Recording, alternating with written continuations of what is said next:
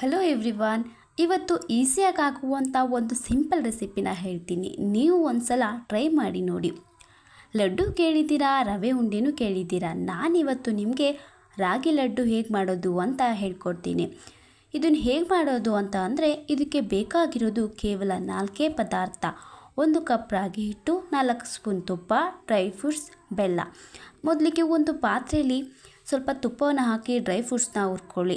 ಅದೇ ಬಾಣಲಿಗೆ ಇನ್ನೂ ಸ್ವಲ್ಪ ತುಪ್ಪನ ಹಾಕಿ ರಾಗಿ ಹಿಟ್ಟನ್ನ ರೆಡ್ ಕಲರ್ ಬರೋ ಹಾಗೆ ಹುರ್ಕೋಬೇಕು.